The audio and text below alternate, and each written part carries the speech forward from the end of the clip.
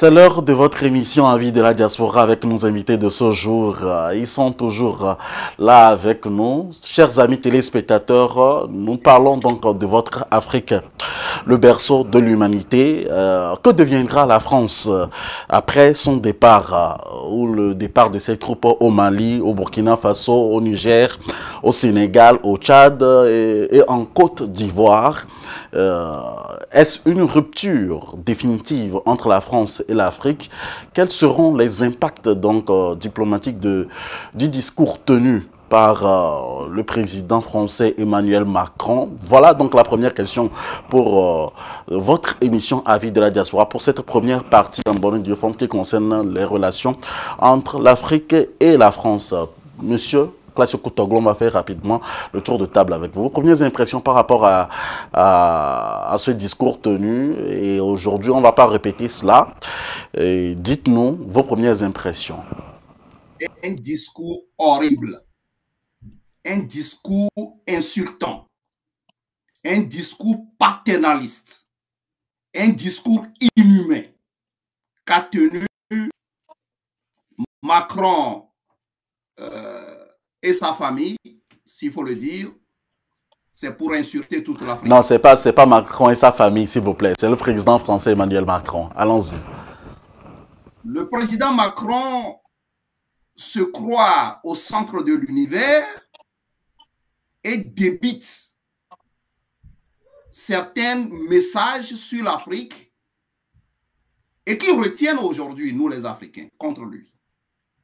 Au pouvoir ou ne pas être au pouvoir demain, Macron doit savoir, à partir de cette élite africaine, a reconnu qu'il fait partie de cette classe qui insulte l'intelligence africaine.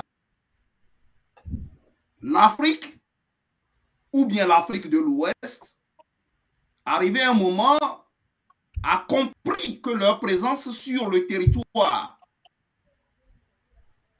africain, plus précisément en Afrique de l'Ouest, était une erreur, une aberration. Pourquoi pas le dire, une aberration? Maintenant, ces personnes-là que vous croyez être des pour vous ont décidé de leur responsabilité. Vous montez au créneau de la manière la plus absurde possible pour insulter. Et non seulement les présidents africains, mais aussi les peuples africains. C'est vraiment dangereux ce que Macron a fait. Il va falloir que Macron puisse noter dans son agenda que ça ne passera pas inaperçu. Et bientôt comprendre que les réponses seront très rigoureuses et vigoureuses à son égard. Il va falloir que Macron comprenne que à partir du moment où le Niger, le Mali, le Burkina Faso ont miette à leur présence sur le sol africain, surtout en Afrique occidentale où se trouve la grande richesse, derrière laquelle il court depuis des décennies, Macron doit savoir que c'est fini pour la France en Afrique. Mais aujourd'hui, il stagne dans une boulimie de pouvoir et continue toujours pas à insulter nos présidents africains et les peuples africains. Dans cette gesticulation, nous voulons tout simplement dire à Macron d'arrêter cela et qu'on l'on dévance au Mali, au Niger, au Burkina Faso, ne reviendront plus à la case de départ. Et que tout ce qu'il va fomenter va connaître tout simplement ce qu'on appelle des échecs cuisants. Maintenant, pour les autres pays avec lesquels il a négocié un retrait systématique et géopolitique, il va falloir qu'il les respecte aussi dans ses propos. Sinon, la France sera isolée et la France n'aura plus sa place sur la carte du monde. Je m'arrête là-bas. Monsieur Kweforson, vos premières impressions sur ce discours de la part du président français à l'égard donc des Africains? Tout d'abord, je voudrais dire à mon frère Classio qu'un président de la République, on ne lui parle pas comme ça. D'accord? C'est une institution, il faut respecter les institutions. Parce que vous êtes aux États-Unis que vous pouvez parler comme ça. Quand vous essayez de parler comme ça du Trump, là-bas, on vous prend en 2 secondes. Donc, je voulais vous dire que quand on vous parle, quand un président de la République communique, avant que la communication ne puisse sortir, il y a des réseaux de vérification et des panels d'analystes, des panels de conseillers qui mesurent, pèsent, sous-pèsent chaque mot, chaque phrase avant que ça ne sorte. Et donc, comme je l'avais déjà dit sur votre chaîne, il faut prendre le point en 4 avec la méthode de Johari. La méthode de Johari qui définit la zone inconnue, la zone inconnue, la zone cachée, la zone qu'on appelle privée et la zone qu'on appelle il y a 4 zones, d'accord, qu'on n'affiche pas. Donc ce que vous voyez comme en présence là et derrière, vous ne savez pas ce qui se passe au fait. Donc on ne peut pas se jeter directement sur l'analyse du discours comme les jeunes qui viennent d'arriver au pouvoir commencent à le faire. Ça me fait rire un tout petit peu parce que si vous notez, vous allez vous rendre compte que les présidents de la République, les plus anciens, aucun n'a fait une intervention. Aucun. Donc, le président Macron a une manière de parler peut-être très directe, mais il est vrai. Il ne cache pas les choses, il dit les choses, il est vrai sur beaucoup de points. Maintenant, ce que je vais vous dire, notez, écoutez attentivement les mots que je vais prononcer. Attentivement. Première chose, comment procède la diplomatie? Comment procèdent en ce moment précis les canaux d'information? Pourquoi ces présidents qui parlent de sortie de départ des Français n'ont pas fait avant et c'est maintenant? C'est ça la question que vous posez avant de commencer à vociférer ou bien à faire des déclarations tapageuses sur les antennes. Il y a une coalition qui se joue. Il y a un basculement de la chaîne de commandement. Écoutez bien ce que je dis. Je ne vais pas rentrer dans de la chaîne de commandement. Il y a le déplacement des murs diplomatiques. Ceux qui me comprennent comprendront ce que je veux dire. Donc, c'est un message que le monde entier doit attendre et je vous inviterai à écouter le message que prononcera le président américain Donald Trump à son investiture. Et vous comprendrez un tout petit peu ce qui se joue et ce qui va se jouer bientôt sur le continent africain et surtout sur la zone ouest africaine. Je vous avais ici dit l'année dernière, ou il y a 2 ans, le plan qui consiste à déstabiliser toute l'Afrique de l'Ouest. Comme les gens ne savent pas que le monde est en train d'être basculé sous les forces des BRICS et que le changement géopolitique n'est que information et renseignement. Information et renseignement. Pensez-vous que la France n'a pas la relation avec le Burkina? Pensez-vous que la France n'a pas la relation avec le Mali? Pensez-vous que la France n'a pas la relation avec le Tchad, le Niger? Pensez-vous à cela? Cela veut dire que vous ne comprenez rien de la diplomatie. Il y a ce que vous voyez et ce qu'on ne voit pas. Donc, il faut raison garder, ne pas jeter d'opprobre sur le président, mais aller analyser le fait miroir. L'effet miroir contient ce discours. Et je demande à tous chacun d'entre nous d'aller faire l'effet miroir et analyser les mots, réécouter les mots qu'il a utilisés. Certains pourront dire qu'il a insulté, certains pourront répondre spontanément, mais ceux qui sont sages, les présidents sages n'ont pas répondu parce qu'ils savent ce qui est derrière cette sortie. Et cette sortie a été faite auprès des ambassadeurs de la France dans le monde entier. Donc ce n'est pas pour rien. Et si il ne voulait pas que l'information sorte, s'il ne voulait pas que ces messages sortent, vous pensez qu'il allait prononcer ces phrases devant les ambassadeurs? On est dans on est au 21e siècle. Donc, quand vous recevez les informations, le monde dans lequel nous sommes, ce n'est pas de la blague, c'est un jeu. Mais un jeu que j'avais déjà ici dit, que je qualifierais de la pieuvre. La pieuvre. Et quelle est la tête de la pieuvre? C'est ça qu'il faut chercher à savoir. J'ai dit.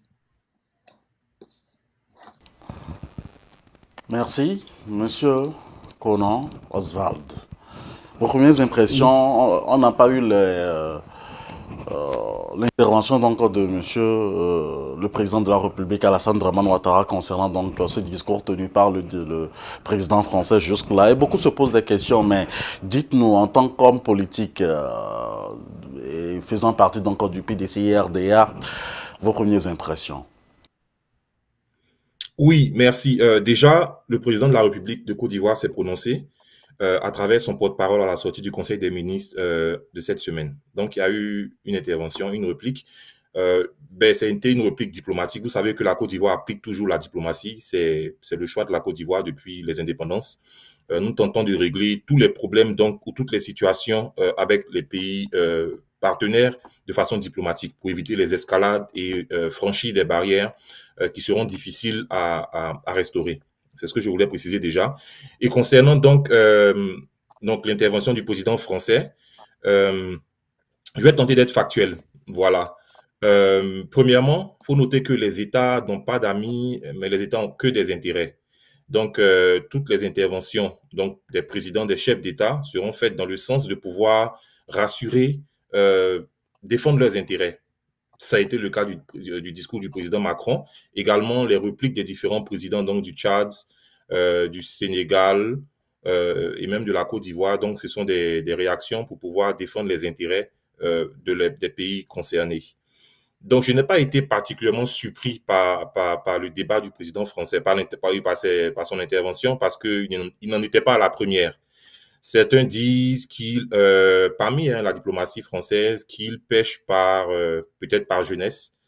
Mais on l'a vu au Burkina Faso, comment est-ce qu'il s'est exprimé avec le président, concernant le président donc, du Burkina il y a quelques années, également avec le président de la RDC, Tshisekedi. Il brise un peu, il casse un peu les codes, ce sont des choses que nous regrettons et c'est pour cela que tout naturellement, nous devons tous condamner les propos qui ont été tenus. Ce sont des propos qui sont rabaissants, c'est vrai, mais notre réaction, comme ça a été le cas de la Côte d'Ivoire, doit être pensée. Voilà, doit être pensée. Ce sens que il s'est adressé aux diplomates, à son corps diplomatique. Nous savons tous les enjeux actuels, nous savons tous les défis auxquels la France est confrontée en interne, le gouvernement en difficulté. Nous avons vu également les échecs rencontrés au niveau de l'Afrique subsaharienne avec les départs des différents pays, Burkina, Mali, Niger, aujourd'hui Sénégal, Tchad et demain la Côte d'Ivoire. Je pense que c'est en quelque sorte un échec de la politique du gouvernement actuel français. Et donc, le président français a juste voulu, à mon avis, rassurer donc ses collaborateurs, donc le corps diplomatique, de ce que malgré ses échecs apparents, il n'en est rien en réalité et que tout ce à quoi on a assisté a été discuté et que les défis qui viennent, donc sont les enjeux qui viennent, voilà, pour 2025, pour les années à venir, donc sont toutes sortes importantes autant que les enjeux, les pertes rencontrées. Donc pour moi, hein, c'était juste pour rassurer le corps diplomatique. Mais la réaction que nous devons avoir en tant qu'Africains, je pense que c'est le travail. Voilà, nous devons prendre conscience, comme c'est le cas aujourd'hui, nous devons prendre conscience des enjeux actuels. Nous devons poursuivre le travail de nos prédécesseurs. On l'a dit tout à l'heure lorsqu'on parlait du père fondateur ou des pères fondateurs donc du Togo et des autres pays africains. Nous devons poursuivre cette lutte-là pour offrir des conditions de vie meilleures à nos populations. Il y a plusieurs canaux qui existent. Je pense que le canal que la Côte d'Ivoire a choisi, comme je l'ai dit, et je suis membre du PDCR-DA, c'est la diplomatie et le travail. Donc, lorsque ces deux canaux, ces deux stratégies sont appliquées, je pense que les résultats donc sont satisfaisants. Voilà ce que je peux dire par rapport à ça. Alors, une source diplomatique de la France a tempéré les propos en disant que ce n'était pas donc le Tchad et le Sénégal qui étaient visés à travers donc ce discours du président français Emmanuel Macron, que c'était donc le Mali. Réaction et analyse, monsieur Kotoglo-Clacio, en 2 minutes, s'il vous plaît. En 2 minutes, les 2 minutes seront utilisées de la manière la plus efficace. D'abord, il faut dire à Forson, quand vous êtes sur une chaîne aussi respectée comme celle-ci, il faut se réserver quand même de vouloir être un bon moraliste, puisque Macron qui est en train de parler n'est pas encore... Non, monsieur Classe Koutoglo, on va aller rapidement pour parler au vif du sujet, s'il vous plaît. Et okay. Le président Emmanuel Macron. Vous savez que nos émissions sont très suivies par les autorités. Allons-y, très respectueusement, s'il vous plaît. Le président Macron, comme je venais de le dire, avec sa famille, et vous aviez corrigé, que Forson vient de répéter, que avant qu'un discours ne sorte, doit rentrer dans un canal bien précis, vérifié, certifié, avant que le président ne puisse avoir l'accord essentiel de passer ce message. Nous connaissons cela. La diplomatie, aujourd'hui, a changé. Il va falloir que tous les Africains, et puis ensuite, le monde politique doit comprendre qu'il n'y a pas une directive fixe aujourd'hui à dicter aux Africains. Nous avons contribué à des niveaux bien élevés pour que la diplomatie change de cette manière traditionnelle vers une autre manière pour que la souveraineté de l'Afrique soit respectée. Et c'est ce qui se passe. Venant à votre question, je peux vous dire tout simplement que oui, Macron n'a pas visé les pays négociateurs. Mais Macron a visé la cible qu'il veut coûte que coûte annuler. Et le message a été bien compris. Les gens diront pourquoi les chefs d'État n'ont pas répondu. Certains chefs d'État sont sortis avant même la sortie de Macron, qui se perd même dans ses communications et qui se perd même dans ses démarches. On a placé premièrement un décor depuis le Niger et que Macron est venu pour pouvoir rassurer ses diplomates, comme vient de le dire M. Pinipini, que nous n'avons pas... Il faut dire à Macron à travers cette communication que l'Afrique occidentale l'a échappé. Et l'a échappé. C'est fini.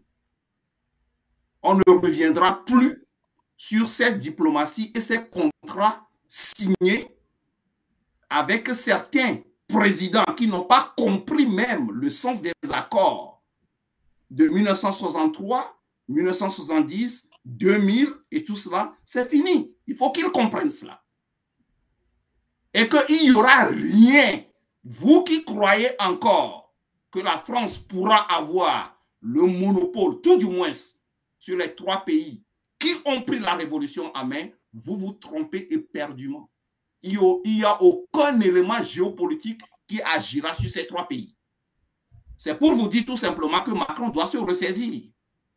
S'il n'a pas bien compris ce qu'on appelle la politique avant d'arriver au pouvoir, par hasard, Macron doit comprendre que l'Afrique a un objectif aujourd'hui, tout du moins l'Afrique occidentale, a un objectif aujourd'hui qu'il est en train de poursuivre pour avoir sa souveraineté et sa gestion de son territoire d'une manière indépendante. Voilà la réalité. Et je m'arrête là-bas, j'ai utilisé les 2 minutes. Monsieur Kweforson, c'est vrai que je voudrais avoir votre réaction par rapport donc à cette nouvelle sortie donc diplomatique des autorités françaises. Mais quelle leçon nous tirons et comment éviter cet écart de langage désormais, puisque nous ne sommes pas là pour remettre le couteau dans la plaie? Tout à fait, tout à fait. Au fait, c'est ce que je disais tout à l'heure. En fait, je t'avais dit la fois dernière au téléphone qu'on travaille. Quand on travaillait, vous comprenez ce qui se passe dans la géopolitique et sur les forces qui gouvernent. Ce qui gouverne, vous ne le voyez jamais. D'accord? Tout le reste, c'est des gesticulations que vous voyez. Aujourd'hui, vous avez des débats sur des propos tenus par un président au sein, comme l'a rappelé M. Kona, de sa nation, et vous gesticulez. D'accord. Mais contentez-vous de gérer vos pays, contentez-vous de maîtriser vos endettements, contentez-vous de maîtriser votre sécurité, contentez-vous de maîtriser votre information et communication, votre système maritime, votre système aérien. Tant que vous n'avez pas la maîtrise de ça, vous pouvez beau parler. Comme Africains, nous parlons trop. Et nous n'agissons pas assez. Si je fais une discrétion, en 50 ans, la Chine s'est muée et s'est construite en silence, pas à pas, avec ordre et discipline. Mais en Afrique, nous critiquons les autres alors que nous ne pouvons pas nous poser des vraies questions telles que comment sont les dépenses des présidences? Comment gère un ministère? Comment les ministères sont gérés? Quels sont les budgets? Comment les budgets sont faits et comment les gens rendent compte? Comment la vie d'un politique en Afrique se déroule? Quand vous voyez qu'ils sont en déphasage total de la réalité économique, politique et sociale de leur pays. Quand vous voyez que ces gens qui sortent, qui parlent, ne vivent pas la vie d'un citoyen lambda, des aides-soignantes, des revendeurs, des policiers, des militaires, qui n'ont même pas de tenue et qui travaillent pour vivre avec leur famille. Comment voulez-vous, quand vous voyez des dépenses dispendieuses, des parlementaires, des vies exhaustives, des vies exhibées, des ministres, on ne peut pas, on ne sert pas un pays et être milliardaire quand tu es ministre. Non. Un ministre est un serviteur. Un président de la République est un serviteur. Il n'est pas milliardaire. Mais en Afrique, nous avons beaucoup de ministres, beaucoup de gens qui sont milliardaires. Comment ils font? C'est des questions qu'on doit se poser. Quelle est la politique égrenée pour la jeunesse? L'apprentissage. La population augmente. Quelles sont les mesures que nous prenons pour la santé? L'éducation. Comment informe-t-on la jeunesse, les vieillards? Comment s'occupons-nous de nos propres enfants? Et quelle est la politique? Quelle est la vision que nous donnons nous sommes là à subjuguer. Nous sommes là à analyser les choses qui ne sont pas à nous. Donc, voilà aujourd'hui une question que le président Macron fasse une déclaration. Cela rejoint la vision d'Olympio. Nous ne voulons pas, nous voulons maîtriser nos dépenses, nous voulons payer nos dettes, émettre nos monnaies, gérer notre économie et produire en industrialisant notre pays pour l'autosuffisance de notre population. Mais aujourd'hui, ici et là, nous sommes endettés de la part de la Chine, de la Turquie, de l'Arabie Saoudite, du Qatar, du Maroc, du Liban. Tous ces géopolitiques, tous ces gens-là qui agissent, vous ne les voyez pas là-bas. Donc, quand quelqu'un parle, vous ne savez pas ce qui est derrière. Et si vous croyez seulement à ce qu'il sort de lui, sans étudier ce qui est derrière, vous faites fausse route. Donc, il va de soi. Et comme je disais tout à l'heure, attendez de voir la déclaration que fera Trump. Et vous comprendrez le message que je viens de vous passer. L'année 2025 est une année décisive pour l'Afrique de l'Ouest et l'Afrique en général. Parce que sur le continent africain, il y a des stratégies sournoises de partage, des stratégies sournoises de nouvelles dominations. Mais ce que les Africains ont oublié, c'est que le populisme n'est pas la réalité. C'est que les belles paroles ne sont pas la réalité. Ce qui est la réalité, c'est, comme l'a dit M. Kona tout à l'heure, le travail, la discipline, l'ordre. Tant que nous n'avons pas les trois principes, travail, discipline, ordre, tout ce que vous faites, vous devez justifier.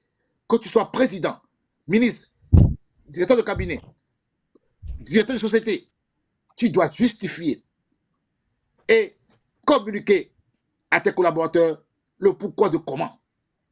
Au fait, qui paye les ministres, qui paye les présidents, qui paye les députés, c'est le concitoyen qui paye ces gens-là. Et donc, ils ont le devoir de rendre compte. Ils ont le devoir de rendre compte. Regardez l'Assemblée nationale. Et maintenant, ils créent des sénats. Ils inventent, ils copient, ils collent. Après, ils viennent dire qu'on nous donne des leçons de morale. Mais trouvez des politiques structurantes pour vos nations, trouvez des visions qui permettent aux populations de pouvoir travailler en symbiose, en collectif, en communauté, avec une idée simple, l'apprentissage coopératif. Et l'apprentissage coopératif, ça veut dire quoi? J'amène ma part, tu amènes ta part et ensemble nous avançons. Comme la main droite et la main gauche. Comme la main droite et la main gauche, nous sommes complémentaires. Comme le soleil et la terre. La nature te dit que nous sommes complémentaires. Parce que c'est ce qu'ils ont dit qu'ils sont dominants. Mais la France dont vous parlez, qui dirige la France? Qui donne les directives? Qui coffre les renseignements? Quand je fais une bifurcation vers l'OTAN, qui compose l'OTAN? Quelles sont les forces de l'OTAN? Quelles sont les actions de l'OTAN? Quel est le rapport entre l'OTAN et la Russie, la Turquie, l'Arabie Saoudite? Vous voyez, la géopolitique, ce n'est pas une leçon d'enfant. C'est complexe. Donc, si vous voyez aujourd'hui, je donne un exemple très simple, hein, quel est le pays en ce moment précis en Afrique de l'Ouest qui absorbe toute l'économie de l'Afrique de l'Ouest? Vous avez le Maroc. Vous voyez? Donc, quand il y a des bras, comme je disais tout à l'heure, la tête de la pieuvre, vous n'avez pas compris. Voilà les petites ramifications que j'ai essayé de détailler. Mais il y en a plein. Il y en a plein. Donc, vous ne voyez pas la France. Derrière la France, il y a autre chose. Derrière les autres continents, il y a beaucoup de forces que vous ne maîtrisez pas. Donc, aujourd'hui, ce que je veux dire au peuple africain, à la jeunesse africaine, à travers l'intromise du président Macron, qui a sorti quelque chose de vrai, je dis bien de vrai, que les gens puissent parler comme de vrai. Mais si ça vous vexe alors, si ça vexe l'Africain, alors il faut qu'on se prenne en main. Comme l'a dit Olympio, autosuffisance financière, autosuffisance économique, autosuffisance militaire, autosuffisance sécuritaire, aérien. maritime, tout, communication, renseignement. Et là, en ce moment, on peut parler. Comme l'a fait la Chine pendant 50 ans, en sourdine, en travaillant, en formant les gens. On ne peut pas se permettre de faire cela. La nouvelle donne aujourd'hui en Afrique doit être si simple. La prise de conscience individuelle. Moi qui suis à la diaspora, qu'est-ce que je peux faire? Qu'est-ce que je peux faire? Toi, qui es infirmier, infirmière, docteur, politique, économiste, scientifique, est-ce que tu vas aller appliquer pêle-mêle ce que tu as appris ici sans tenir compte de la réalité sur le terrain? Merci. Parce que le terrain n'est pas la même chose que ce que vous voyez en théorie. Merci. La pratique, c'est l'apprentissage. Je vous remercie. Merci. Monsieur Conan, dites-nous, vous avez suivi donc l'actualité avec nous. Concernant donc cette actualité, quels peuvent être selon vous les impacts diplomatiques sur ce genre de discours tenu par donc le président français? Oui, merci pour cette question. Je pense pour répondre à la question, il faut partir un peu sur l'historique, hein. Voilà, on sait tous, au sortir de la Deuxième Guerre mondiale, comment est-ce que l'Afrique a été découpée. Donc, à cette période-là, il y avait des enjeux. Et donc, il y a eu le précaré français, voilà, que nous connaissons tous au niveau de l'Afrique de l'Ouest, l'Afrique du Centre et tout. Et ensuite, il y a eu la chute du mur de Berlin, donc autour des années 89 et 90. À ce moment-là, donc, il y a eu le multipartisme. Et nous avons eu les enjeux et l'égalité du multipartisme. Aujourd'hui, donc, nous avons donc un monde, avec la mondialisation, nous avons aujourd'hui des choses qui changent. Vous verrez, par exemple, la guerre qui se déroule en Ukraine. Je pense que cette partie-là était une partie qui était dédiée, qui était réservée à la Russie. Et l'Occident, selon les traités de l'OTAN, l'Occident ne devait pas s'étendre jusque-là parce que c'était le précaré de la Russie. Vous voyez également en Chine, les autres pays, donc que ce soit les États-Unis ou la Russie, ne s'intéressaient pas trop donc au précaré chinois. Pareil également pour les États-Unis qui avaient leur zone d'influence et pour la France. Bon, avec aujourd'hui la montée en puissance des BRICS, qui, je dis, par rapport à leur population, par rapport également à l'économie, font bouger un peu les choses. Donc, c'est ce qui justifie donc la montée en puissance de la Chine, de la Russie et d'autres pays, comme ça a été dit, la Turquie et tout, au niveau de l'Afrique de l'Ouest. Et on constate que les Français qui détenaient l'économie au niveau de l'Afrique de l'Ouest, les Français qui étaient implantés en Afrique de l'Ouest, que ce soit au niveau économique, au niveau de la sécurité, au niveau des bases militaires, au niveau de la monnaie, les choses sont en train de changer. Et on constate aisément, lorsqu'on voit un peu les partenariats ou les échanges voilà, entre les pays de l'Afrique ou de l'Ouest, avec la France, avec les États-Unis, avec la Chine, avec la Turquie, on constate qu'il y a des changements et la France ne se trouve plus en tête, mais elle a fortement régressé. Comme mes co-débatteurs ont dit, l'année 2025 va nous montrera de nouvelles choses. Parce qu'aujourd'hui, les États africains ont décidé de choisir par rapport aux enjeux actuels, à la géopolitique actuelle, ils essaient de prendre des décisions dans le sens de du bien-être de leur population, de leur nation. Une nation a besoin de plusieurs choses, mais les plus importantes, ce sont lesquelles? Une nation a besoin de se défendre, donc à l'aspect sécuritaire. Une nation a besoin de l'union, de la discipline du travail, comme ça a été dit, mais surtout d'éduquer ses masses. Donc l'éducation est un élément essentiel qui permettra aux générations de pouvoir être à la mesure de prendre des décisions qui soient correctes. Et donc, il faille justement, avec tout le vent que nous voyons actuellement, il faut que les décideurs aujourd'hui, qu'ils aient une vision, qui puissent éduquer leur population, qui puissent les former, qui puissent proposer des solutions pour régler les problèmes basiques, les problèmes des populations, afin que ces populations-là se sentent bien. Moi, je pense qu'il faut pas, je pense qu'il faut apprécier les évolutions, avec beaucoup de calme, avec pragmatisme. Voilà. Nous employons donc la diplomatie, c'est vrai, mais le PDCI-RDA, qui est le parti avec le président Houphouët-Boigny qui a lutté pour la fin du travail forcé, sait aussi protester lorsqu'il le faut. Donc, nous priorisons la diplomatie, mais lorsque c'est nécessaire également, nous pouvons donc manifester parce que je peux dire que c'est important, voilà, comme on le dit, pour pouvoir, on peut pas s'émanciper sans y mettre du sien, on peut pas s'émanciper, on peut pas sortir du joug des situations de domination sans véritablement montrer à celui qui domine que nous sommes capables de pouvoir mener une lutte pour pouvoir nous en sortir. Donc, la diplomatie, le travail, l'union, la discipline, le travail et également l'éducation des masses afin qu'ils prennent conscience de leur puissance, de leur force, de leur importance et qu'ils puissent justement soutenir les présidents, les chefs d'État à prendre des dispositions, à prendre des décisions qui vont dans le sens donc de la majorité nationale. Voilà ce que Merci. Alors, dernière question pour cette partie. Monsieur Classico Toglo, quels peuvent être les défis pour cette nouvelle année concernant donc les relations Afrique-France ou concernant tout ce que vous venez de dire au cours de cette émission et qu'on suit nécessairement sur notre antenne? Vous savez, je vais être très direct avec vous. La diplomatie que les gens connaissaient est réécrite désormais en Afrique occidentale et puis ensuite proposée aux géants du monde pour qu'ils puissent comprendre que l'Afrique occidentale, d'abord, veut être au même diapason que vous aussi, la manière dont vous développez.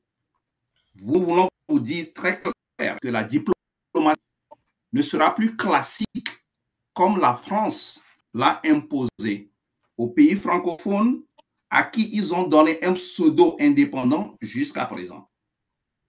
La géopolitique dont parlent les gens, et puis ensuite ils veulent rester politique, est cassée, réformée. Personne, aucun président intelligent de l'Afrique occidentale ne restera plus dans cette politique classique. C'est fini. L'expertise demande tout intelligent de poser des questions pragmatiques à des moments donnés et puis ensuite réécrire les choses en fonction du temps. Ce qui est fait. Personne n'aura plus confiance dans cette diplomatie de domination. C'est fini. Il faut que les gens comprennent. Vous pouvez, la France peut avoir tous les arsenals possibles. Ça ne viendra plus en Afrique de l'Ouest, tout du moins dans les pays qui ont proposé cette diplomatie réécrite. Voilà. La jeunesse africaine de l'Ouest, de l'Afrique au l'Ouest, a pris conscience. Et a pris attache avec ce qu'on appelle les gens sur le terrain pour que ces dons-là changent. Et quand ces dons-là changent, cela va profiter aux pays africains et à notre développement. Quand vous parlez des endettements, mes chers frères, compatriotes, l'endettement en Afrique est créé par la colonisation, le colonialisme, et avec à la tête dans les pays francophones d'Afrique par la France. Je répète une fois encore, pour ceux qui veulent parler de l'endettement des pays francophones, l'endettement francophone est créé d'une manière réfléchie par la France et que désormais, c'est fini. Personne ne restera plus dans cette domination. Il va falloir que ça soit clair et qu'il va falloir que les responsables français comprennent que c'est ça. C'est pourquoi, très tôt, lorsque la révolution a commencé, on a demandé aux gens de prendre le premier volet, ce qu'on appelle la sécurisation, et puis ensuite lancer l'industrialisation. Et c'est ça qui se passe. Sans la sécurité, on ne peut lancer l'industrialisation. Or, depuis l'indépendance jusqu'en 2020, ou bien jusqu'hier, la France a confisqué ce qu'on appelle la sécurité dans les pays francophones d'Afrique. Ce lien-là a été cassé et cela ne peut plus, ce lien ne peut plus revenir encore dans ces pays-là. Les autres pays vont reprendre le relais, nous serons au même diapason. Les Africains sont très intelligents, la France ne pensera plus, ou bien les autorités françaises ne passeront plus à la place des Africains sur leur propre territoire. Que ces gens qui parlent de la diplomatie et de la géopolitique puissent comprendre. L'Africain va mettre progressivement les éléments en place pour se prendre en charge et rivaliser aussi les autres pays du monde. Je m'arrête là-bas. Merci à vous, merci. Ce sera votre conclusion pour cette partie, Monsieur Kutoglo Classio. Alors, monsieur, on continue donc le tour de table.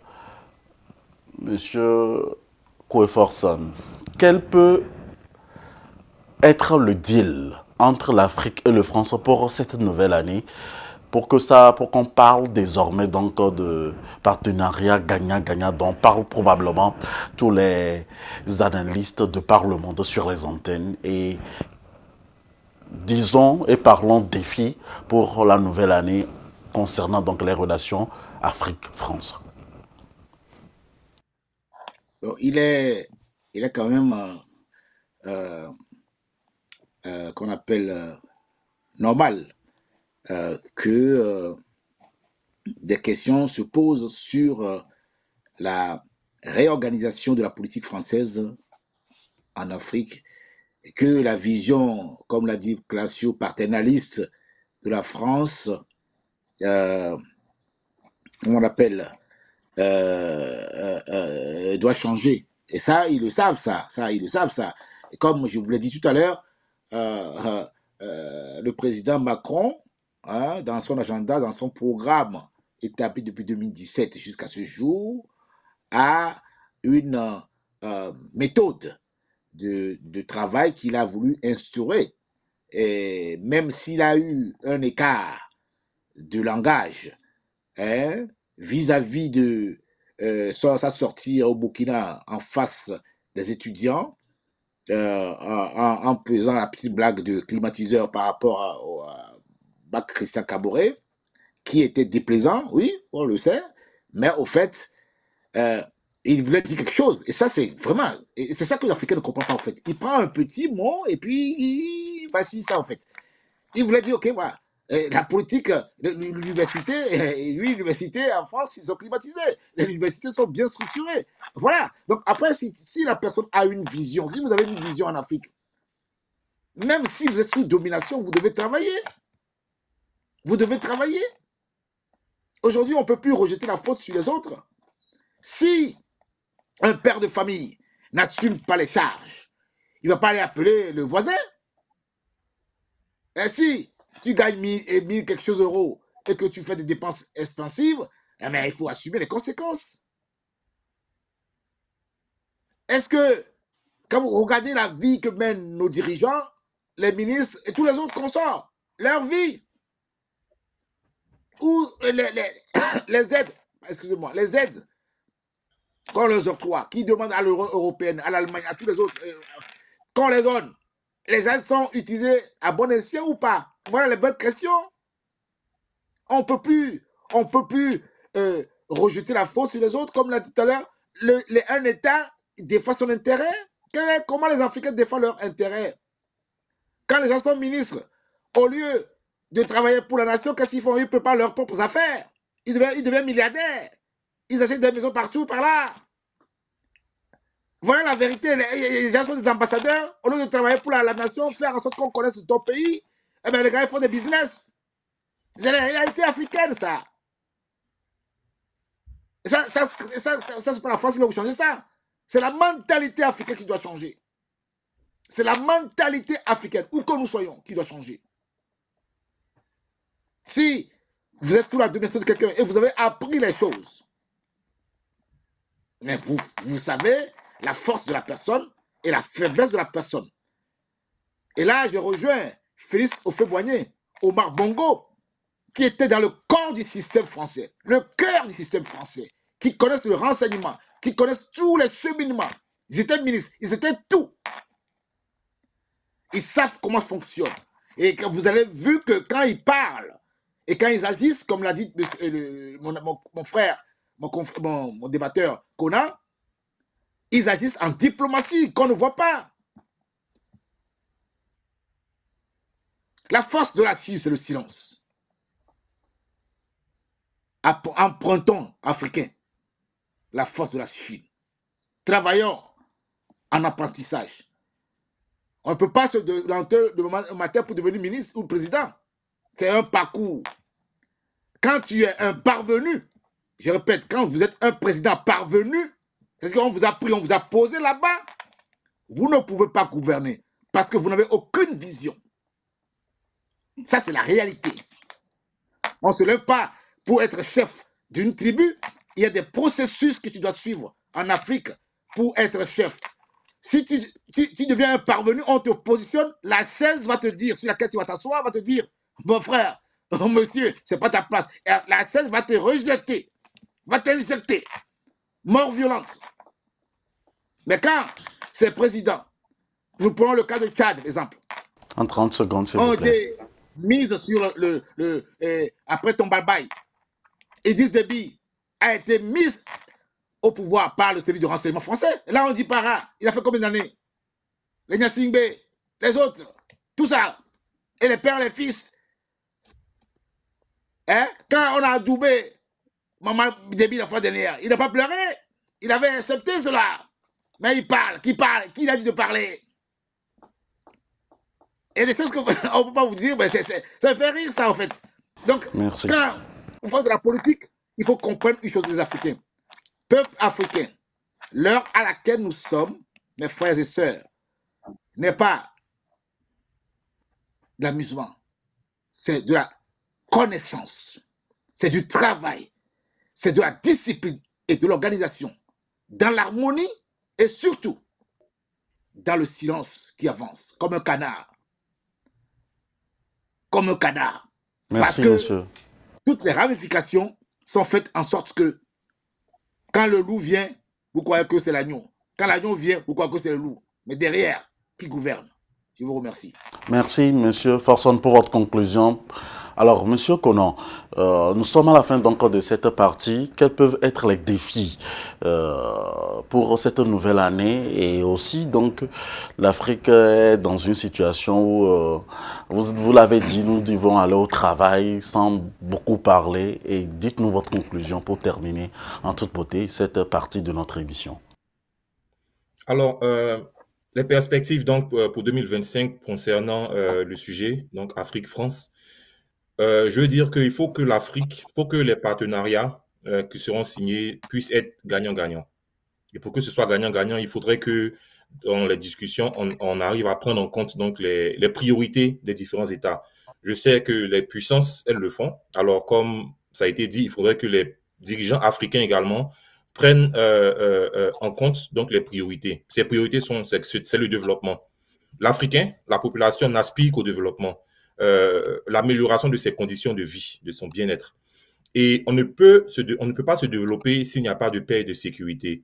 Donc, que tous ces traités, ces partenariats qui vont guider nos relations avec la France ou avec toute autre puissance dans le monde puissent mettre en priorité donc le développement, la sécurité et l'accès donc aux besoins primaires. C'est ce que je peux dire. Nous sommes dans un monde après, nous avons vu que 2024 et avant 2024, il y a été animé par beaucoup de guerres dans le monde.